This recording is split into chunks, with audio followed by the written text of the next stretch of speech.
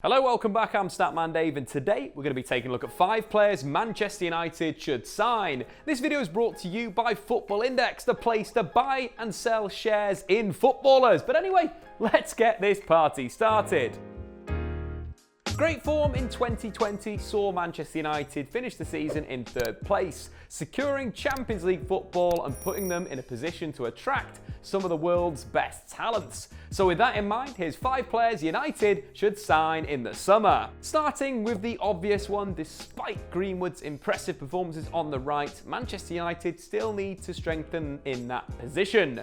For all the talk about alternatives like Kingsley Coman, Ousmane Dembele and Callum Hudson-Odoi, probably not right to get those players. Let's take Coman as an example. He's 24 years old, he's yet to play 1,700 minutes in a single league campaign, and is yet to be directly involved in more than 10 league goals. There's nothing quite like the real thing, and as much as it's an eye-watering amount of money, Manchester United should just buy Jadon Sancho. The 20-year-old could quite literally lock down the right flank for 10 years. And with the attacking numbers he's put up in Germany, 120 million euros actually sounds like a bargain. The only other player to register more than 15 goals and 15 assists across Europe's top 5 leagues this season is the great Lionel Messi. From the right flank, Sancho would operate as an old-school winger, holding his width and looking to beat his man before accurately picking out a teammate. His attacking output would also reduce the pressure on Aaron Wan-Bissaka to deliver from wide areas. His arrival could allow the fullback to play a more supportive decoy role, making underlaps or overlaps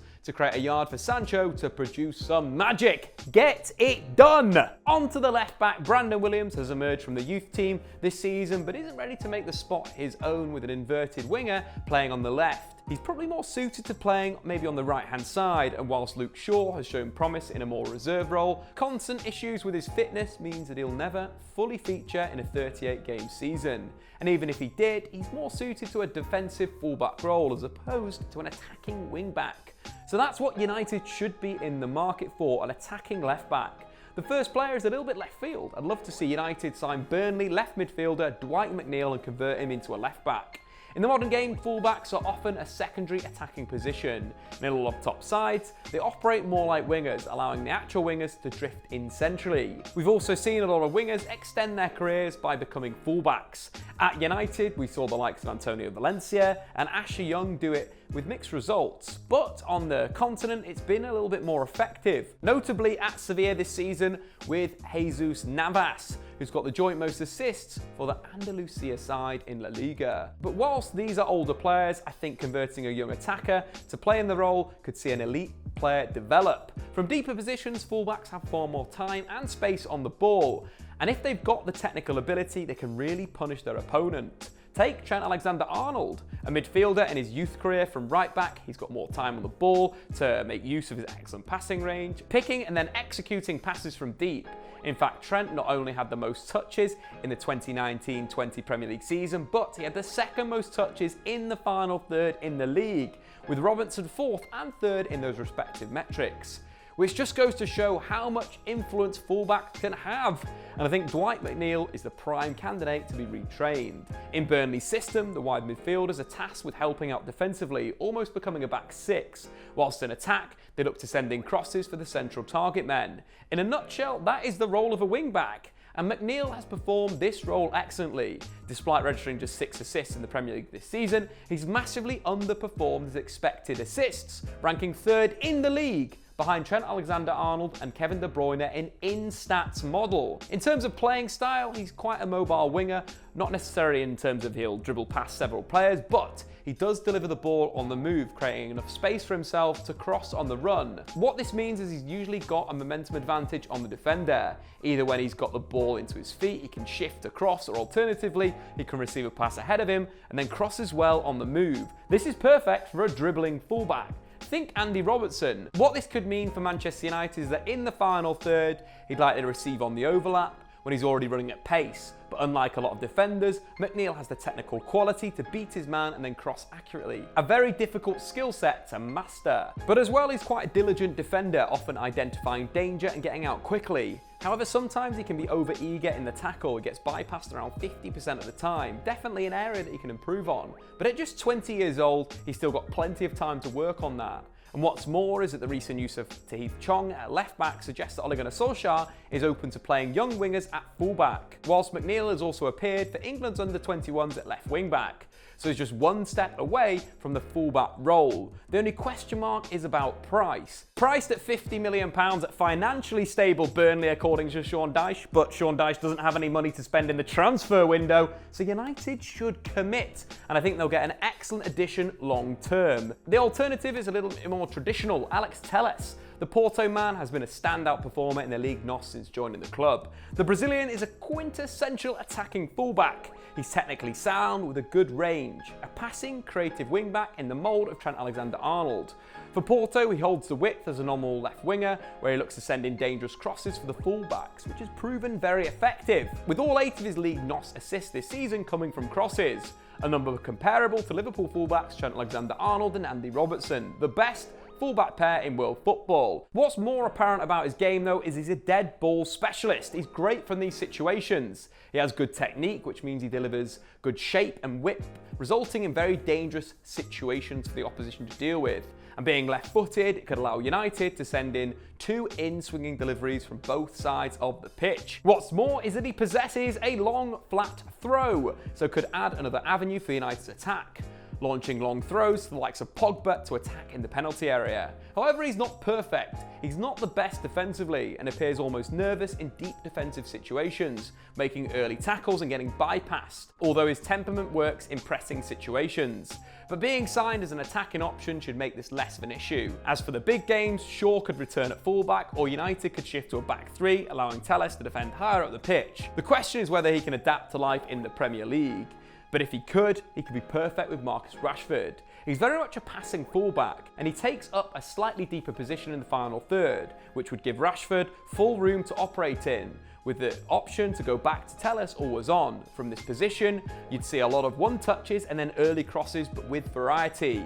He can send in every type of cross, whipped, floated, pinpoint. Telles can do them all, and on top of that, he can pick a pass out, so if Rashford or Martial go on the underlap, something that United have done under Solskjaer, Telles can find them. What's more is with his contract expiring in 2021 and he's refusing to sign a new deal, he could be available on a cut price. And if United should add a pacey left-sided centre-back that could provide the defensive cover for Telles, it would be perfect. But before we move on, let's talk about Football Index, a game that I've absolutely loved playing this season. I bought the likes of Marcel Sabitzer at the start of the season, and now he is worth a lot more. It's a game where you can buy and sell players, and basically their performance and how they are in the media affects price and value. Of course, we want to give you some suggestions right now. For the Champions League, you need to get some players in. We're talking Lewandowski, Kevin De Bruyne, and Serge Gnabry. I think Bayern and Manchester City will be very, very good in this season's competition, so those guys' values are likely to shoot up. But in terms of transfers, let's take Lille's Gabriel. He could be a guy that's price and value shoots up. He's been linked with Everton, been linked with Arsenal and Manchester United. Someone that you need to put on your watch list. Of course, go over to footballindex.co.uk or jump onto the App Store or Google Play Store. Simply search Football Index to get involved with the fun. Remember, guys, you've got to be over the age of 18 to play.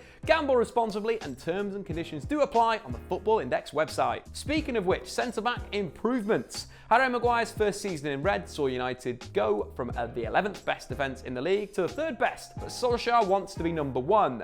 And given the injury record of Phil Jones, Eric Bailly and Axel Tuanzebe, someone to reliably compete with Lindelof to be Maguire's partner would be ideal. Like with Sancho, I think United shouldn't beat around the bush and just move directly for Deo Upamecano. But with the Frenchman signing a new deal until 2023, he might not be ready available right now.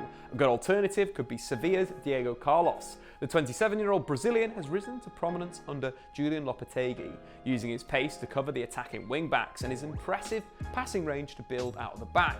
But the talk of a €75 million release clause is a bit too much for a 27-year-old that's just had one good season to his name. Pau Torres is another player that's been linked, an imposing ball player. Torres has a good passing range and being left-footed fits Solskjaer's transfer demands. However, he's not the quickest defender, and with reports of a £45 million release clause, that's quite a lot for a 23-year-old centre-back that just has 36 games at the top level of Spanish football. A lower-risk signing would be Lille's Gabriel. The 22-year-old would reportedly cost around £30 million and would allow funds to be saved in areas that need heavier reinforcements. The Brazilian is an athletic, aggressive defender, standing at just under 6'3". He's an imposing defender with the aggression to match, often stepping in and making tackles rather than sitting off.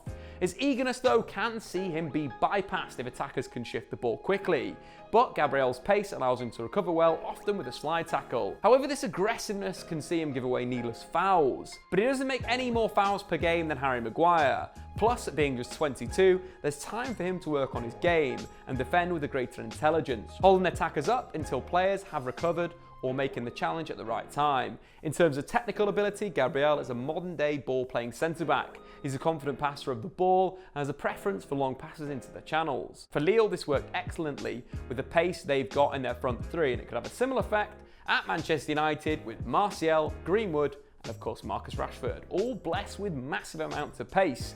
He'd give United variety in their build-up, being able to play out the back, drawing pressure, before flipping the tempo and looking into the channels for one of the forwards. Being a young, left-footed, ball-playing centre-back, Gabriel looks like an ideal candidate for Ole Gunnar Solskjaer's defence, but he's not going without his flaws. As we mentioned, he can be overly aggressive, and given his frame and physical attributes, I'd expect him to win more than 65% of his aerial duels, a slightly worse percentage than Victor Lindelof.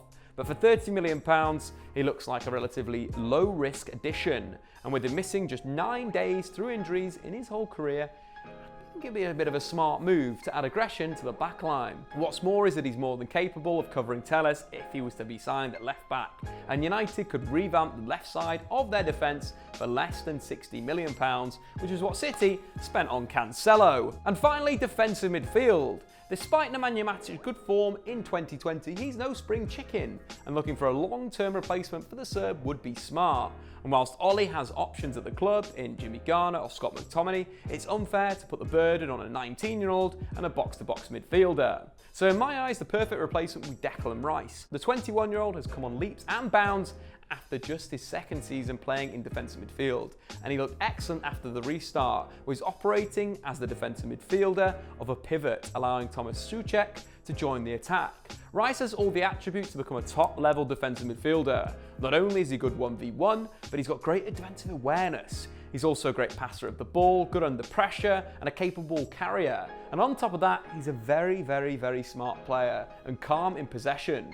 Without the ball, he's also very active defensively. When his man picks up the ball, he'll actively go out and pressure them, putting in strong tackles when necessary. In fact, he's applied more pressure in the defensive third than any other player in the Premier League this season. Whilst his 5.3 tackles plus interceptions per 90 is more than any other player in the competition, bar Ndidi and Wan-Bissaka. Another thing I want to look at is cutbacks. He positions himself in really good areas, looking to intercept when the ball is cut back to the penalty spot, a key asset for a modern-day defensive midfielder. But as good as he has been defensively, I think he's even better in possession. Regardless, it's the area he's improved the most from the 18-19 campaign. With the ball, is extremely calm in possession, especially when he's inside his own box, where a lot of players panic. Often he dictates West Ham's build-up with short passes, even when under pressure, where his excellent first touch is crucial before playing or carrying through the press. In fact, only John McGinn and Mateo Kovacic have completed more take-ons from central midfield than Declan Rice this season, with no Manchester United player passing a greater distance forward than Rice this season. What's different about Rice this season, however, is now he'll often follow up a pass with a forward run to a wide area, which really helps West Ham gain yards. But Rice's job doesn't end there. He's got a lot more involved in the final third, as seen by Antonio's goal against Chelsea. Rice is in possession in Chelsea's half. He carries and plays wide to Lanzini, getting the return. Then a little 1-2 with Fornells before picking out Antonio, who's fouled, but Fornells plays wide to Bowen, who crosses for Antonio. Great play from West Ham, but it all comes from Rice, carrying forward, playing wide, being positive, then threading a pass to Antonio, who should have won a penalty. He'd be perfect for Manchester United in defensive midfield. He'd seamlessly replace Matic. even within the current back three build-up, as dropping in, making the three as he does for West Ham, as seen by his assist against Bournemouth. Recovering a loose ball, then dropping deep to create space for himself, scanning his shoulder 11 times before playing the perfect switch out on his weaker foot to Felipe Anderson, who runs in and to slot home. If we roll back to the start of the goal, another key part of Declan Rice's play, his ability to win second balls, is second to none. In terms of stats, in the Premier League, only Højbjerg has recovered the ball more than Declan Rice this season, and it's a key part. If one of his teammates goes in for a tackle on opposition, he's always there to pick up that loose ball, then play forward. What's more is that Rice could provide cover in central defence. Not a long-term option, as he's definitely suited to defensive midfield, but to cover for injuries or in games where Ollie opts for a back three, Rice could slot in, with Solskjaer even be able to switch mid-game. I think like the Sancho deal, United should go all in for Rice, and they should prioritise these two signings in the summer, addressing two big problems in a single window. But anyway guys, what do you think? Who should Manchester United sign in the summer transfer window? Let me know in the comments below. I've been Statman Dave, of course. Check out Football Index if you want to get involved in the transfer market, buy and sell all the players. I've been Statman Dave. See you later. Thanks for watching. If you've enjoyed this video, why not check out some more content on the Statman Dave YouTube channel?